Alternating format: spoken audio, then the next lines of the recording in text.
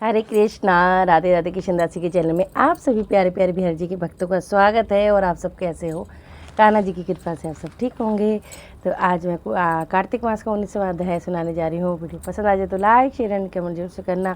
तो हाथ में ले लिए तिल, आप राई भी ले सकते हो, तिल भी ले सकते हो। ठीक है जी, तो शुरू कर लेते हैं। श्रीमन नारायण नारायण नारायण, भजमन नारायण नारायण नारायण, लक्ष्मी नारायण नारायण नारायण, गोविंद नारायण नारायण नारायण। तुलसी माता है सुखदाता, तुम हो कृष्ण की प्यारी, जो जगाए हम तेरी दिन रात, ये भक्ति है मेरी। तुलसी माँ के श्री चरणों में प्रणाम करती हूँ, स्वीकार।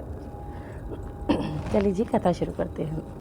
यहाँ तक की कथा सुनकर महाराज पृथु ने नारद जी से कहा, हे महर्षि, प्रभु की कथाएं सुनते सुनते मुझे अपार आनंद आ रहा है। आप कृपा कर भगवान की पूजा किस भाव से करनी चाहिए, वृत्तांत कहे। नारद जी बोले, हे महाराज पृथु, भगवान तो भक्ति के भूखे हैं। इस संबंध में मैं तुम्हें एक पुरातन कथा सुनाता हूँ, ध्यानपूर्वक सुनो। एक समय की बात है, कांतिपुर नामक नगर में चोल नामक एक राजा राज्य करता था। वह बड़ा ही धर्मात्मा एवं प्रजापालक था। उसके राज्य में समस्त प्रजा सुखी एवं संपन्न थी। दरिद्र दुखी अथवा पीड़ित ढूंढे से भी न मिलते। अतः उसके नाम पर ही उसके राज्य का नाम चोल राज्य पड़ गया। एक दिन राजा मंदिर में भगवान की मणिमुक्ताओं आदि से पूजन कर वहीं एक और बैठ गया। वह गर्वपूर्ण नजर से देखता और सोचता कि मैंने मणिमुक्ताओं से भगवान की पूजा की है, ऐसी भला पूजा कौन कर सकता है। मेरे राज्य में मुझसे भगवान अवश्य ही प्रसन्न होंगे। इस प्रकार वह भगवान की प्रतिमा को निहार निहार कर प्रसन्न हो रहा था। तभी वह वहाँ विष्णु शर्मा नामक एक ब्राह्मण आया, जिसने जल और तुलसी दल से भगवान की पूजा की। हे राजन, उसके तुलसी दलों से राजा की पूजा के मणिमुक्ता आदि ढक गए। यह देखकर राजा चोल क्रोधित हो उठा और बोला, हे विष्णु शर्मा, तुझे पूजा की बिल्कुल समझ नहीं है। मणिमुक्ताओं से मेरे द्वारा की गई पूजा की सारी शोभा को तूने इस तुलसी दलों से ढक दिया है। विष्णु शर्मा समझ गया कि राजा के मन में अभिमान आ गया है। अतः वह बोला, राजन, अभिमान के वशीभूत होकर तुम्हें पूजा का कुछ भी ज्ञान नहीं है। अरे दरिद्र ब्राह्मण, तुम भला भगवान की पूजा के विषय में क्या जानो। अहंकार से भरकर राजा बोला, क्या तुमने कभी कोई मंदिर बनवाया है? कभी भगवान की प्रसन्नता के लिए कोई यज्ञ किया है? मैं यहाँ सभी उपस्थित जनों से समक्ष कहता हूँ कि भगवान की रूखी सूखी पूजा करके तुम पहले स्वर्ग जाते हो या मैं।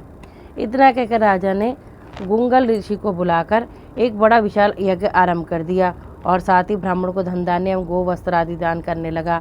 उधर विष्णु शर्मा अपने स्वभाव अनुसार नित्य की भांति भगवान का पूजन वंदन करता रहा। वह सदैव की भांति माघ तथा कार्तिक मास के व्रत करता, तुलसी वन का रोपण करता, एकादशियों का व्रत एवं ओम नमो भगवते वासुदेवाय मंत्र का नित्य जाप करता। वह उठते बैठते चलते फिरते भगवान का स्मरण करता रहता था। हे राजन, भगवान की माया बड़ी विचित्र है, इसे कोई नहीं समझ सकता। नारद जी ने कहा, एक दिन विष्णु शर्मा ने रसोई तैयार करके रखी। जब भोग लगाने का समय हुआ तो उसने देखा कि भोजन तो कोई उठा ले गया है। अब यदि वह दोबारा रसोई बनावेगा तो सत्संग का समय निकल जाएगा। उसका व्रत भंग होने की वजह से उसने पुनः रसोई नहीं बनाई और उस रात भजन पूजन करता भूखा ही सो गया। दूसरे दिन फिर जब उसने रसोई बनाई, उस दिन भी वही हुआ। इस प्रकार 7 दिनों तक यही होता रहा। वह रसोई बनावे और भोजन को उठा के ले जावे। सत्संग के समय को वह रसोई बनाने में न लगावे।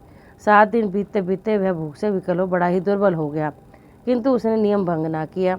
8वें दिन उसने मन में सोचा कि आज मैं देखूंगा कि नित्य ही मेरा भोजन कौन उठा कर ले जाता है।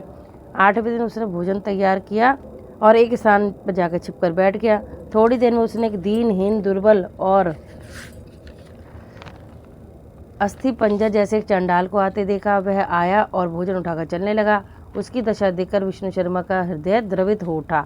उसने उस चंडाल से कहा, अरे भाई, ये रूखा सूखा भोजन मत ले जाओ, मेरे पास थोड़ा घी है, वह भी ले लो। ब्राह्मण की बात सुन चंडाल भयभीत होकर भाग खड़ा हुआ, मगर शीघ्र ही ठोकर खाकर गिर पड़ा।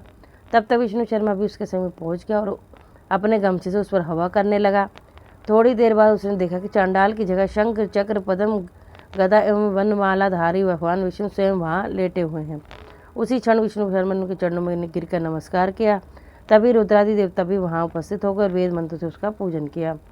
तब भगवान विष्णु ने बड़े ही स्नेह से विष्णु शर्मा का आलिंगन किया और अपने दिव्य रथ पर बैठाकर अपने साथ बैकुंठ को ले गए। चोल राजा भी यह दृश्य देख रहा था। जब उसने देखा कि भगवान की विष्णु शर्मा पर ऐसी अनुकंपा हुई है तो वह बड़ा ही दुखी हुआ। यह बात उसके हृदय को कचोटने लगी कि उसका दान पुण्य सब व्यर्थ है। उसने गुंगल ऋषि को बुलाकर दुखी स्वर में कहा, यह सब क्या है ऋषिवर, जिसके द्वेष के कारण मैंने इतने यज्ञ किए, इतने दान पुण्य किए, वे मेरी आंखों के समक्ष में भगवान विष्णु ले गए अपने साथ उसको बैकुंठ में, और मैं यहाँ उपेक्षित पड़ा हूँ। क्या मेरे यज्ञ एवं दान पुण्य सब व्यर्थ गए? इससे तो ये सिद्ध होता है भगवान यज्ञ दान से नहीं, अचल भक्ति से प्रसन्न होते हैं। भगवान कर्म कांडों का दिखावा करने से नहीं, भक्ति के से प्रसन्न होते हैं। चोल राजाओं ने आजीवन ब्रह्मचर्य व्रत धारण किया था, अतः उसके कोई संतान नहीं थी, इसलिए अपना सारा राजवट अपने भांजे को सौंपकर वह कहते हुए कि हे प्रभु मुझे अचल भक्ति दो, वे अग्निकुंड में कूद गए। यह देखकर गुंगल ऋषि ने भी क्रोध से के मारे अपनी शिखा उखाड़ फेंकी। तब भक्त वत्सल भगवान श्री विष्णु ने राजा के अग्निकुंड में गिरते ही उसे अपने आलिंगन में ले लिया और अपने लोक को ले गए। बैकुंठ में उन्होंने विष्णु शर्मा को शील और राजा को चोल सुशील नामक देकर अपना द्वारपाल नियुक्त कर लिया। इस प्रकार वे दोनों श्री भगवान के साथ रहने लगे। हे महाराज तू आज भी चोल देश में राजा का उत्तराधिकारी उसका भांजा होता है, और उस घटना के बाद गुंगल गोत्रीय ब्राह्मण शिखा भी नहीं रखते हैं। सूत जी बोले, हे ऋषियों, भगवान तो भावना और प्रेम के भूखे हैं, उन्हें तो प्रेम से रीझना चाहिए। तो चलिए जी, कथा हो चुकी है, और कितना अच्छा है ना कि सच में जो प्रभु हैं भाव के भूखे हैं, उनको हमारे सोना चांदी हीरा मोती या हमारे जो भी हम कर्मकांड करा रहे हैं उससे कोई मतलब नहीं है। हाँ, लेकिन अगर आप सच्चे मन से एक तुलसी पत्ता भी श्री हरि के चरणों में चढ़ाते हो तो वो भी वो स्वीकार करते हैं। बोलो श्री हरि विष्णु भगवान की जय, लक्ष्मी नारायण भगवान की जय। ओम नमो भगवते वासुदेवाय, ओम नमो भगवते वासुदेवाय वासुदेवाय, ओम नमो भगवते वासुदेवाय। बोलो श्री हरि विष्णु भगवान की जय, लक्ष्मी नारायण भगवान की जय, बांके बिहारी लाल की जय। आरती कर लेते हैं। तुलसा महारानी नमो नमो, हरि की पटरानी नमो नमो। कौन से महीना भूत सरानी, कौन से महीना हुई हरियाली, आषाढ़ महीना भूत सरानी, सावन मास हुई हरियाली। तुलसा नमो नमो, हरि की पटरानी नमो नमो। कौन से महीना हुई तेरे पूजा, कौन से सगाई, कार्तिक मास हुई तेरे पूजा, मकसिर मास हुई सगाई। तुलसा हमारा नमो, हरि की पटरानी नमो नमो। कहाँ बैठी तुलसा, कहाँ बैठे शालिग्राम, गमला बैठी तुलसा, आसन बैठे शालिग्राम। तुलसा महारानी नमो नमो, हरि की पटरानी। 56 भोग 25 व्यंजन, बिन तुलसी नहीं एक भी पूजन। तुलसा महारानी नमो, हरि की पटरानी नमो नमो। जो तुलसा जी की आरती गावे, बसी वैकुंठ परम पद पावे। तुलसा जी की आरती गावे, मन वांछित फल रिद्धि सिद्धि पावे। तुलसा महारानी नमो, हरि की पटरानी नमो नमो। तुलसी माता की जय, तुलसी माता है सुखदाता, तुम हो कृष्ण की प्यारी, जो जगाए हम तेरी दिनात। ये भक्ति है मेरी तुलसी माता। आप भी स्वस्थ रहे, मस्त रहे, श्री हरि के चरणों से लगे रहे, ये मैं वहाँ से प्रार्थना करती हूँ।